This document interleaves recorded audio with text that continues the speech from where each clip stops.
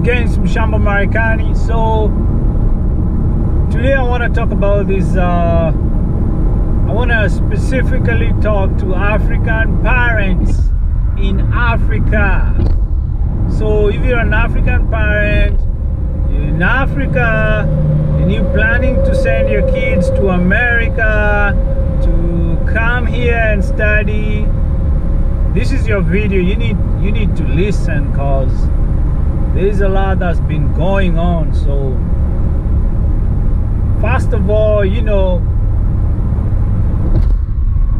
guys, you send your kids to America, maybe mostly day after high school, So I know in most African countries, they might call it another name, but it's high school, 18, 19, after they finish high school. So you send those kids to America, and a majority of those kids are having to go through a lot of issues. There's been a lot of suicide that's been going on. Kids dying in unknown circumstances in the schools here in America. And people, their families are left with questions,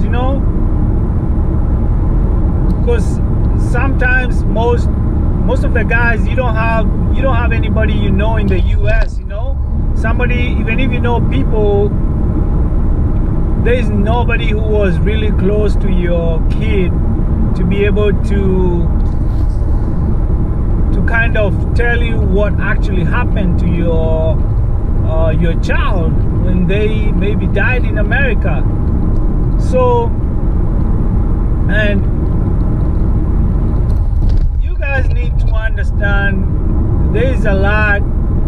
When you send your kid to a whole new country, and you haven't prepared them, it's not even financially, is not even a big thing, The big thing is preparing your kids mentally. You're sending your child to a new country. You need to prepare them mentally.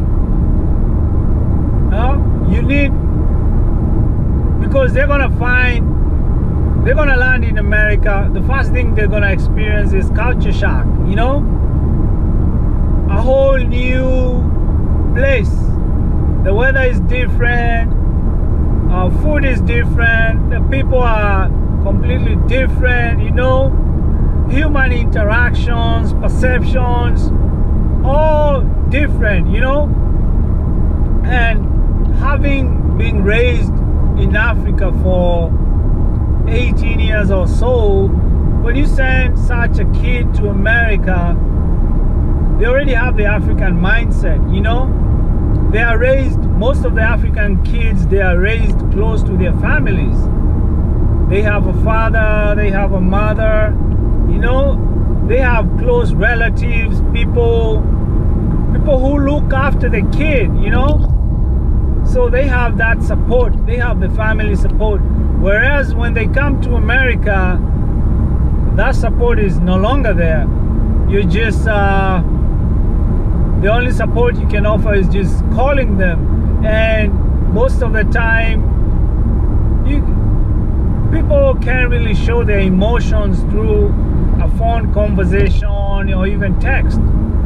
In fact, it makes it even easier for them to mask what they're feeling. So you African parents, you need to prepare your kids mentally. Do your research, talk to people in America. You can find me on my Facebook, talk to me, If you want me, I'll talk to your child and tell them the truth. Because the problem is, most people don't tell you the truth about America. They tell you about, hey, it's a land of milk and honey, but they don't actually tell you, in order to get the milk, you gotta keep the cows, look after them, to get the honey. You gotta mess with the bees and you're gonna get stung. So, but people don't tell you that. They just give you the superficial, you know, the image they want you to have about America. And I'm not denying, yeah, it's a nice place, but it can be brutal for somebody who is not prepared, you know, a young mind, you know, somebody who's not mentally able to adjust to a new environment. For me, I came here when I was young, and the way I was raised, you know, my dad, he did a good job, you know. He raised me, you know, he raised me as a man, you know, so I was able to adjust. I'm able to, I can thrive in any environment. So my mind, I was able to keep my mind sane even in difficult times. But most of the new generation, especially kids where they are raised, you know, different, babysitting them and all that, they cannot handle any frustrations, you know. They cannot handle any difficulties.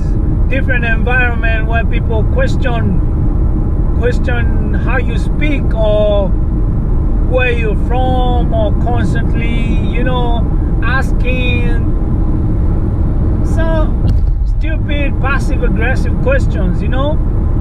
And culture shock, the way people react. Human interactions in Africa are different from America. In America, there's that distance, you know. In Africa, we close. Even when you're having a conversation with somebody, we tend to close the distance. In America, there is that, hey, this is my space, you know. Stay a few inches away from me, you know. And when people smile, 9 times out of 10 is not genuine. Like when you're in Africa, when somebody is smiling at you, they mean it. If they don't like you, they'll show it, you know, in their actions. Whereas in America, when somebody doesn't like you, they'll pretend, you know. They'll pretend, and you might not know their true intentions. So when your kids come here, they are not going to be able to interpret some of these things, you know, because it's different from the way they perceive things, and they're always going to have a hard time, you know, trying to explain themselves, trying to act in this new environment. So prepare them mentally, you know. The other thing is financially. You send a kid in America, you need to know this kid as a student, most of them are not going to be allowed to work. And even if they get permission to work, it's going to be limited. They're going to be limited in terms of the hours they're going to work. And the jobs, most of the students, the only jobs they can get is within the school, you know, at the library.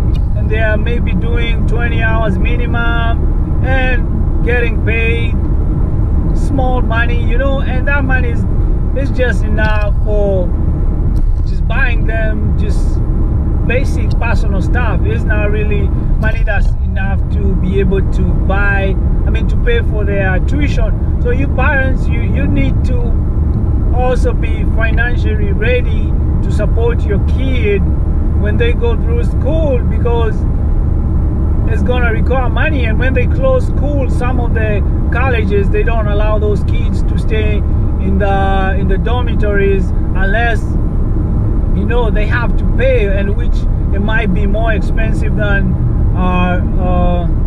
regular school year, you know. So you guys, you need to understand there's money needed. You cannot just let your kid go out there and you don't know how they're gonna get money. How are they gonna support themselves? So these kids are having to struggle with a lot of stuff, you know. They need money. Obviously they have a life. They need to buy something, wear something nice, there's tuition, the books are expensive.